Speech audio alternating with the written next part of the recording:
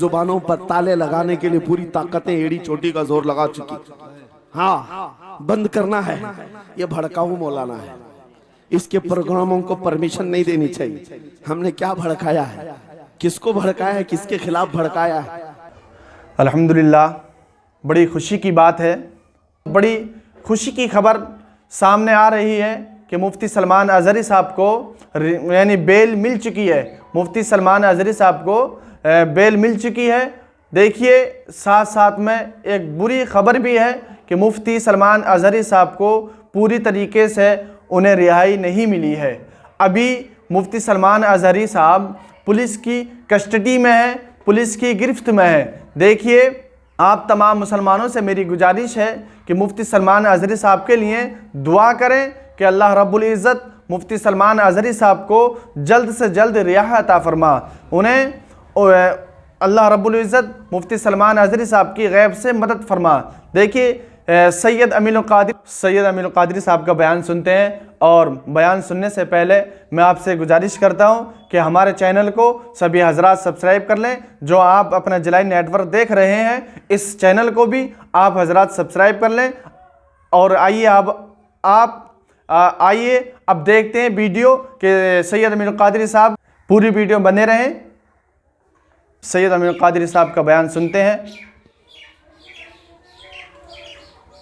اسی لیے تو کتے تمہیں ڈرا رہے ہیں.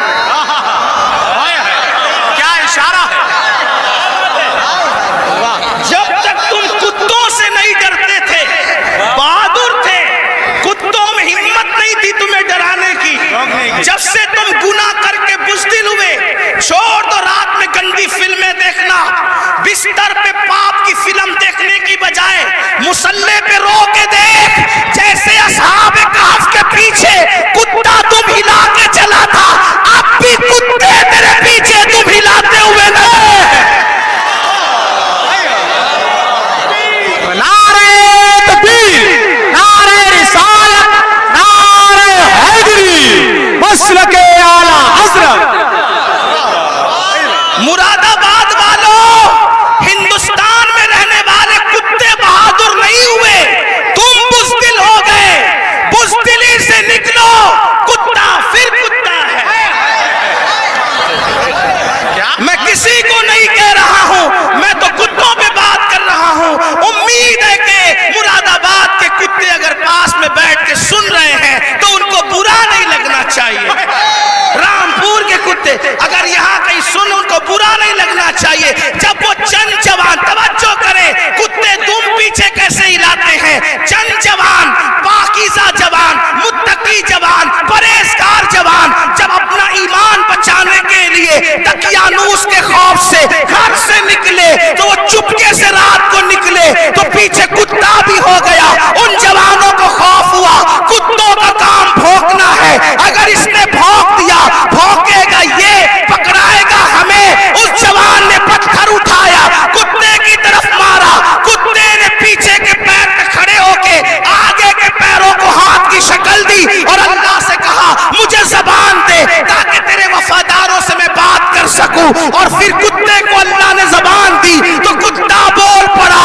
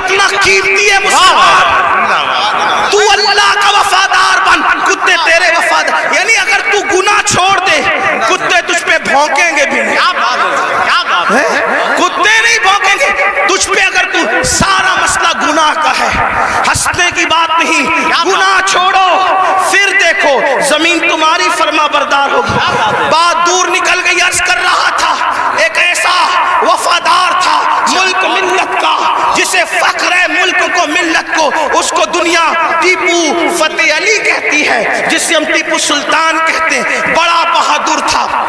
जब तक के वो रहा हिम्मत न थी बुज़दिलों की कह सके कि हमारा है हिंदुस्तान। उसे शहीद कर दिया गया। उसके बाद कहा हमारा है हिंदुस्तान। तो एक बात जो कहने चला था ये कि हलाल से वफा पैदा होती है, माँ बाप की, हराम से नहीं। मैंने सुन ले, अल्लाह अकबर। अंग्रेजों ने टीपू फतेह अली सुल्तान से कहा डील करनी है, किसी मोतमद को भेजो, बात करेंगे। सुल्तान को लगा मेरे भाई से बढ़कर मेरा मोतमद कौन हो सकता है। सुल्तान ने अपने छोटे भाई को भेजा, जाओ अंग्रेजों से बात करके आओ, अंग्रेजों से गुफ्तगू करके आओ, मामला तय करके आओ।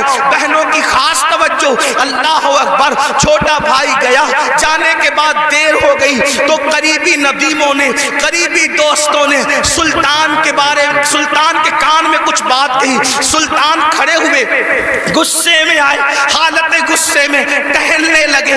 और देर हुई, टहलते टहलते माँ के कमरे में जा घुसे। माँ ने कहा मेरे लाल कोई परेशानी है। माँ से कहा माँ तुम्हारे बेटे ने मेरी नाक को खाक में मिला दिया। माँ तुम्हारे बेटे ने मेरी नाक को खाक में मिला दिया। मेरे दोस्त कहते हैं मोतमद समझकर भाई को डील के लिए भेजा था, बात करने के लिए भेजा था, लेकिन वो अंग्रेजों से हाथ मिला गया। माँ बैठी थी, खड़ी हो गई।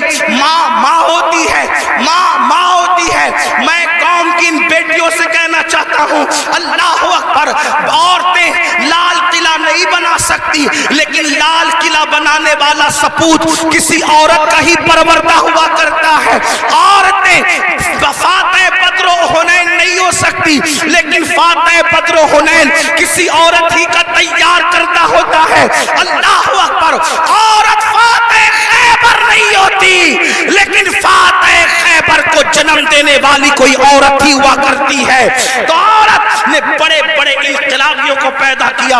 अगर औरत सच्ची है, दीनदार है, आशिक रसूल है, अल्लाह रसूल की वफादार है, अल्लाह अकबर, माँ माँ होती है। सुल्तान टीपू फतेह अली के जुमले नश्तर की तरह माँ के दिल में चुभ गए। माँ उठ के खड़ी हुई, कहा सुल्तान तेरे मुंह में जबान रोक और गुस्ताखी की जुर्रत न करना। तूने कह कैसे दिया कि मेरा बेटा मुल्क मिल्लत का गद्दार है। सुन ले, ना तू गद्दार हो सकता है, ना वो गद्दार हो सकता है। ताखीर किसी वजह से हो रही होगी, मेरे दूध की वफा पर सवालिया निशान खड़ा मत कर। मेरा कोई बेटा मुल्क मिल्लत का गद्दार नहीं हो सकता। थोड़ी देर गुजरी थी कि भाई आया और बहुत खुशखबरी लेकर आया। सुल्तान जब सारे मामला निपट गए तो माँ के कदम पकड़कर माफी के तलबगार होने के बाद कहा अम्मी मैं जैसा मर्द मुतजलजल हो गया बहादुर, तुम्हें इतना यकीन कैसे था माँ कि तेरा बेटा गद्दार नहीं हो सकता, वफादार होगा। तब माँ ने कहा था बेटा मुझे अपने आप पर नहीं रसूलुल्लाह की निस्बत पर यकीन है। जब मैंने तुझे और तेरे भाई को दूध पिलाया तो कभी बगैर वुजू दूध नहीं पिलाया। हमेशा मैंने बावुजू मदीने के ताजदार पर दुरूद पढ़ते हुए दूध पिलाया है।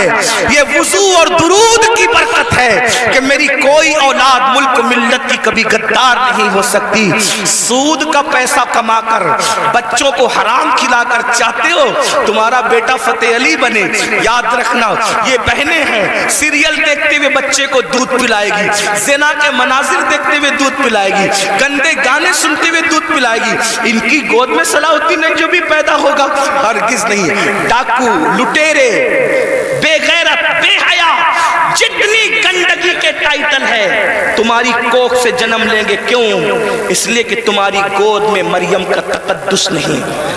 تمہاری گود میں سیدہ فاطمہ الزہرا کی حیا نہیں، تمہاری گود میں عائشہ صدیقہ کی پاکیزگی نہیں، کتنی گندگی کرو گے؟ کم سے کم مسلمان ہونے کا تو خیال کرو، کم سے کم آخرت کا خیال کر لو۔ بات سمیٹتے ہوئے عرض کروں، آپ دیکھیں تو صحیح، اندازہ تو کریں، 8 دن سے مسلمانوں کی جو شریف اور دل میں درد رکھنے والا مسلمان ہے جی، ان کی آنکھوں سے آنسو نہیں خشک ہو رہے ہیں۔ علماء قنوت نازلہ پڑھنے کی گزارشات کر رہے ہیں۔ قبل اول بیت المقدس کا کیا حال، فلسطین کی سرزمین پر مسلمانوں کی پوزیشن، ہم سے زیادہ انٹرنیٹ کا استعمال آپ کرتے ہو، ہم سے زیادہ یوٹیوب فیس بک استعمال آپ کرتے ہو، دیکھو ان کے گھروں کا حال، غور کرو، سوچو، توجہ کرو۔ نہیں دیکھی وہ کلپیں؟ ایک ماں کے 2 بچے، دونوں شہید ہو گئے، اس کی گود اجڑ گئی۔ میں یہاں جو مائیں اور بہنیں موجود ہیں ان سے کہنا چاہتا ہوں، کسی ماں کی گود کا درد ایک عورت سے زیادہ کون محسوس کر سکتا ہے؟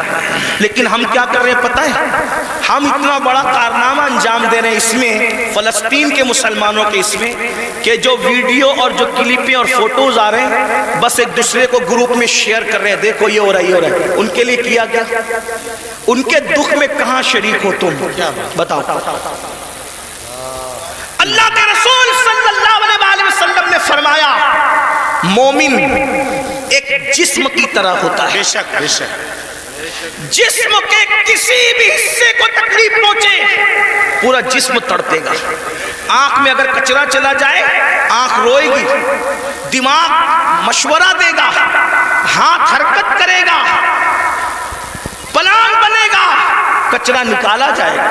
کوئی یہ کہے گا کہ نہیں، ہاتھ یہ نہیں کہے گا کہ مجھے تکلیف نہیں ہے میں کچھ نہیں کروں گا، دماغ کہے گا کہ مجھے کوئی پرابلم نہیں ہے میں کچھ نہیں کروں گا، مجھے کیا، میں تو نہیں۔ جب تک جسم میں جان ہے کوئی تک گزرو، پیر درد کر رہا ہے، آنکھ رو رہی ہے، دل دھڑک رہا ہے، حالانکہ آنکھ اور پیر میں کتنا فاصلہ ہے، ہاتھ بے چین ہو رہا ہے، دل کی دھڑکنیں تیز ہو رہی ہے، کب تک؟ جب تک جسم میں جان ہے۔ لیکن جان نکل گئی پھر اس کو مارو کاٹو کچھ بھی کرو، کوئی تکلیف ہوگی، کوئی درد ہوگا؟ نہیں ہوگا۔ تو جب تک مسلمانوں میں ایمان ہے کسی بھی مسلمان کو دنیا کے خطے میں تکلیف پہنچے گی وہ تڑپے گا، وہ بے چین ہوگا، وہ بلبلائے گا، وہ بلکے گا۔ آپ سے پوچھتا ہوں کیا دکھ میں شریک ہوئے؟ ہاتھ مت اٹھانا، لیکن اپنے آپ میں ڈوب کر سوچو کتنے مسلمان ہیں جنہوں نے فلسطینی مسلمانوں کے لیے اللہ کی بارگاہ میں رو رو کر دعا کی۔ جو قوم اتنی خود غرض ہو کہ وہ اپنے پڑوس میں رہنے والے بھائی کے دکھ پر نہیں روتا، وہ فلسطینیوں کے دکھ پہ کیا روئے گا؟ ان سے کوئی تمہارا رشتہ نہیں ہے؟ جن کی گود خالی ہو گئی، جن کے گھر ویران ہو گئے، آبادیاں قبرستانوں میں تبدیل ہو گئی، سوچو ان کے گھر کی چھت بھی ختم ہے، وہ بغیر چھت کے زندگی گزارے، جوان جوان عورتیں بیوہ ہو گئی ہیں، لاشیں اتنی لاشیں ہیں کہ پہچان نہیں ہو رہی ہے، دفن کرنے کے لیے جگہ کا معاملہ، کفن کا معاملہ۔ ایک لیڈیز کی 1 منٹ کی کلپ میرے کان میں آئی، میں پوری سن نہ سکا، تڑپ گیا۔ وہ کہہ رہی تھی انگلش میں کہ ہمارے چھوٹے چھوٹے فلسطینی بچے اب اپنے ہاتھوں پر نام لکھ رہے ہیں، اور اپنے ہاتھوں پر اس لیے نام لکھ رہے ہیں کہ ان کو ایسا لگتا ہے پتہ نہیں ظالم اسرائیل کی طرف سے کب بم برس جائے اور ہم مر جائیں تو نام ہاتھ پہ لکھ دے تاکہ ہمارے گھر والے اسی نام کی وجہ سے ہمیں پہچان سکیں۔ کوئی تعلق نہیں ان سے آپ کا۔ آج بھی مسلمان مسجد کو ویران کرتا رہے گا، آج بھی زنا کی فلم دیکھو گے تم، آج بھی چہرے سے داڑھی مڈا کر گٹر میں پھینکو گے تم۔ برا مت ماننا، وہ جس بہن کے دونوں بچے اس کی گود میں شہید ہو گئے، اگر اس بہن کی بجائے آپ کی بہن ہوتی تو بھی آج آپ ایسے ہی گناہ کرتے۔ اللہ اکبر۔ ان کی چھتیں جو برباد ہو گئی، اللہ نہ کرے اللہ تمہیں وہ دن کبھی نہ دکھائے، فقیر کی دعا ہے، اگر ان کی جگہ تمہارے بھی چھتیں ختم ہو جاتی تو تم ایسے ہی دھینگا مستی کرتے، ایسے ہی عیش و عشرت کرتے، کوئی تعلق نہیں ان سے۔ रिश्ता बस इतना ही कि वो क्लिपे बांटते फिरो ग्रुप पर। अरे कम से कम ये तो सोचा होता कि हजारों किलोमीटर दूर हम हैं, उनकी कोई मदद नहीं कर सकते। मैं तो पूरे हिंदुस्तान में लोगों को, नौजवानों को कह रहा हूं, जंग फलस्तीन में हो रही है, उस जंग को लेकर हिंदुस्तान का माहौल खराब करने की कोई कोशिश न करे। अपने मुल्क में अमन रखो, रोड पे निकलकर गलत नारा नहीं लगाना, हालात खराब नहीं होना चाहिए। क्या मदद कर सकते हो?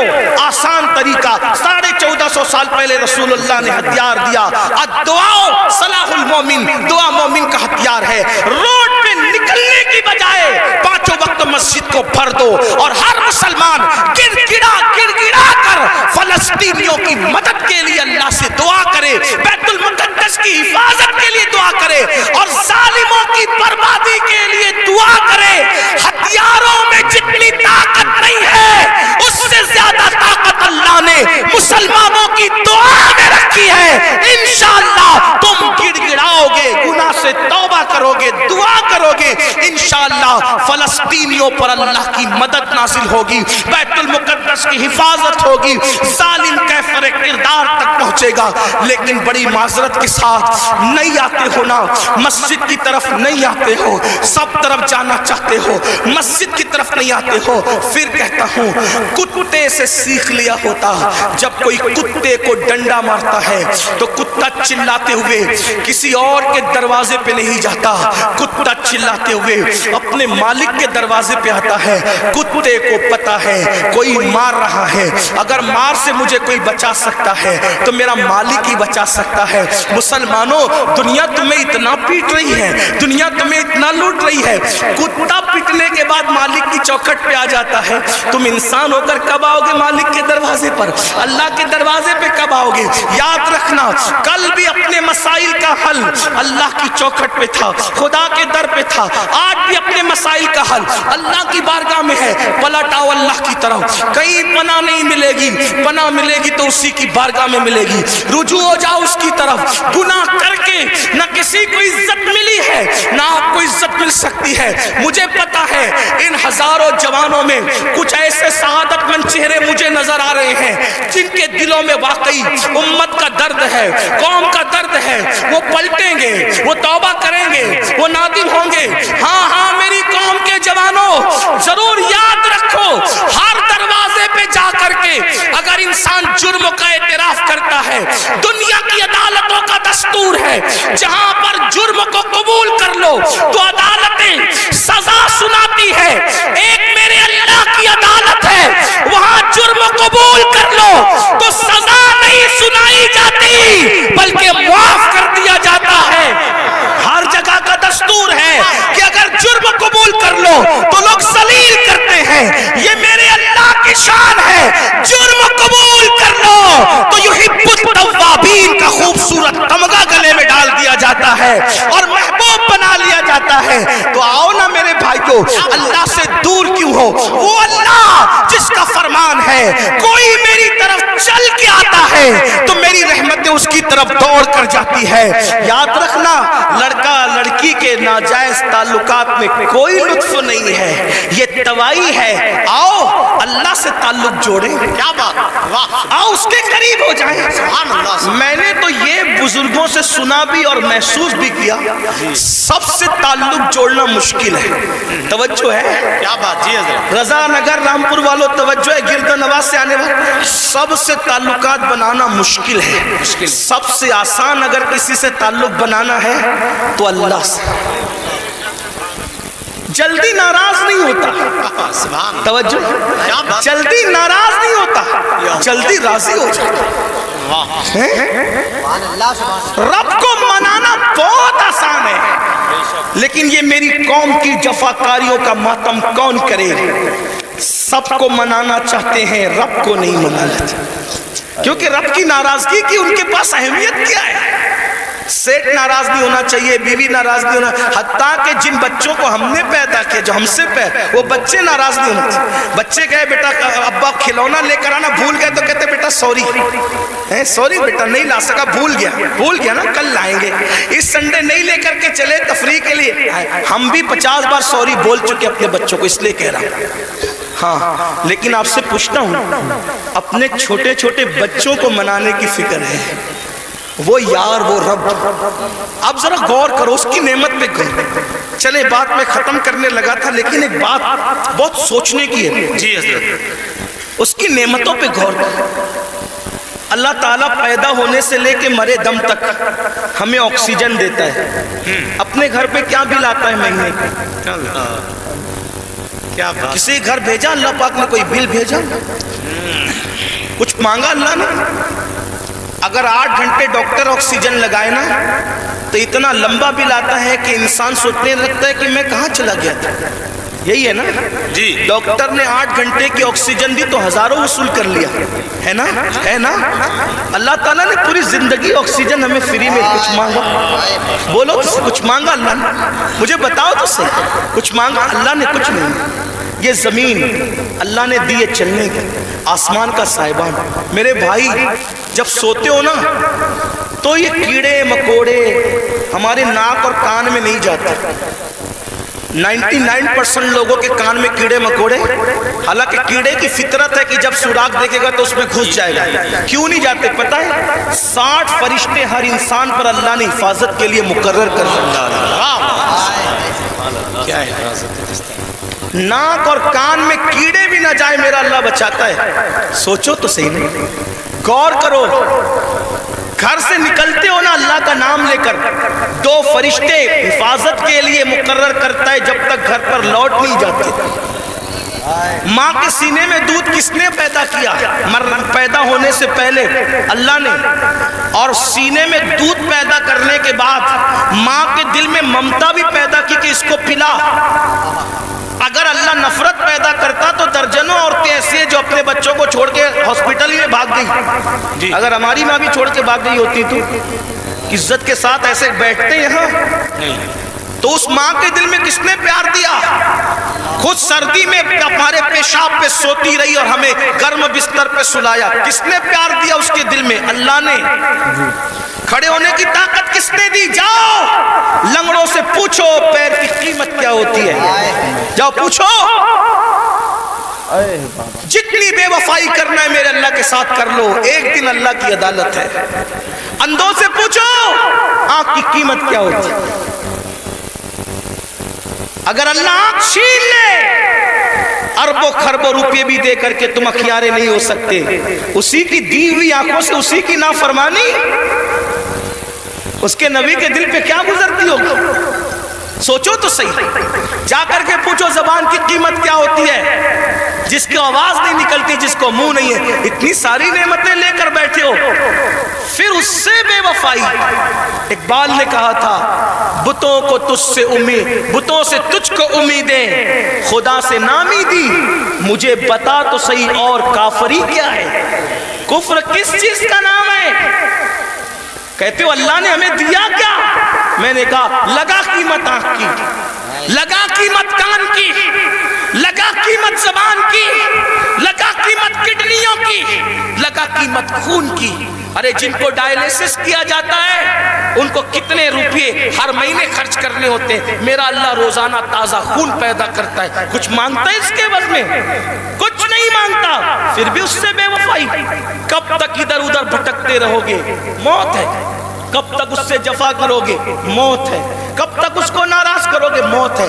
میرے بھائیوں اتنا سوچو، دنیا میں اتنا دیا ہے، آخرت میں کتنا دے گا؟ وفادار تو بن کے دیکھ، وفادار تو بن کے دیکھ۔ سب کے لیے روئے ہونا، کبھی میرے اللہ کے لیے بھی رو کے دیکھ۔ سب سے دوستی کا ہاتھ بڑھایا نا، کبھی اس کے بھی دوستی کا ہاتھ اس سے بھی بڑھا کے دیکھو، کبھی ادھر بھی قریب آ کر دیکھو۔ میں پورے یقین سے کہہ رہا ہوں جس دن تم اس کے ہو جاؤ گے تمہیں کسی کی دعا کی ضرورت بھی نہیں پڑے گی، تم خود جس کے سر پہ ہاتھ رکھ دو گے اس کی قسمت بدل جائے گی۔ جس کے گھر میں تم جا کے بیٹھ جاؤ گے برکتوں کا نزول ہوگا۔ اس کے ہو کے تو دیکھو، آسان ہے اس کا بننا۔ گناہ سے نکلو، توبہ کرو، اللہ کو مناؤ، اللہ کو گڑ گڑاؤ، اللہ کی بارگاہ میں گڑ گڑاؤ، آہو بکا کرو۔ سب کے لیے رو چکے، اس کے لیے رو کے دیکھو کتنا سکون ملتا ہے۔ سب کے پاس گڑ گڑا چکے، اس کے پاس گڑ گڑا کے دیکھو کتنا قرار ملتا ہے۔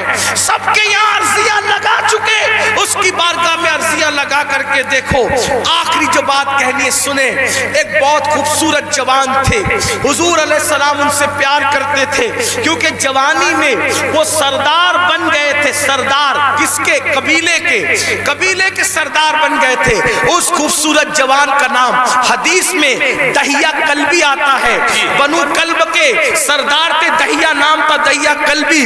حضور کی تمنا تھی یہ جوان سدھر جائے، یہ جوان، حضور جوانوں سے بہت پیار کرتے تھے اور جوانوں کے سدھرنے پہ حضور کو بڑی خوشی ہوتی تھی، اور حضور علیہ السلام جن جوانوں کے پیچھے قوم ہوتی تھی ان جوانوں کے لیے بہت دعائیں بھی کرتے تھے، اس لیے کہ جوان ہوتا ہے۔ حضور کی خاص توجہ جوانوں کی طرف تھی۔ دیکھو حضور علیہ السلام کے صحابہ حضور کے پردہ فرمانے کے تقریباً آدھی صدی تک کے لوگوں کی رہنمائی کرتے رہے، بلکہ پونا صدی تک۔ تو جو لوگ سب جوان تھے تبھی تو نا سعد ابن ابی وقاص اس وقت جنگ میں شریک ہوئے جب ان کے چہرے پہ داڑھی بھی نہیں نکلی تھی۔ مولا علی 9 سال یا 8 سال کی عمر کے تھے جب آپ نے کلمہ پڑھا۔ حضرت سیدنا فاروق اعظم 30-32 سال کے تھے جب آپ نے کلمہ پڑھا۔ حضور نے ٹارگٹ جوانوں کو کیا، اس لیے میرا بھی دلچسپی کا عنوان میری قوم کے جوان ہے۔ مجھے پتا ہے جب کوئی جوان سدھرے گا انقلاب آئے گا، بلکہ جوان سدھرے گا تو بڈھے اور بچے دونوں سدھر جائیں گے۔ کیوں؟ کیونکہ جب جوان بیٹا مسجد جائے گا تو بوڑھا تو شرم کے مارے مسجد آنا ہی ہے کہ وہ سدھر گیا، اب میرے پیر قبر میں لٹک رہے، میں گھر میں کیسے بیٹھوں؟ اس نے تو سدھرنا ہی ہے۔ لیکن جوان باپ کو جب بچہ مسجد جاتے دیکھے گا تو بچہ باپ کی انگلی پکڑ کر خود ہی جائے گا۔ تو ایک جوان سدھار دو، گھر کے دو خود ہی سدھر جائیں گے۔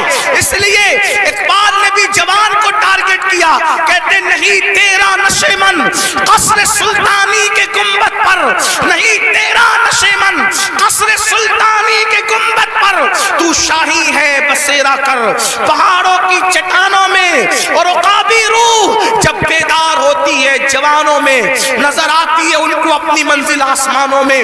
چھوڑ دو گناہ، اگر جوانی میں گناہ چھوڑ دو گے اللہ کے محبوب بن جاؤ گے، اللہ کے مقبول بن جاؤ گے۔ جوانی میں گناہ چھوڑ دو گے، توبہ کرو گے، جنت میں رسول اللہ کا پڑوس نصیب ہوگا۔ اگر جوانی میں گناہ چھوڑ دو گے اللہ بڑھاپا عزت سے بھرپور کر دے گا۔ جو لوگ جوانی میں گناہ چھوڑتے ہیں اللہ انہیں عزت والا بڑھاپا عطا کرتا ہے، وقار والا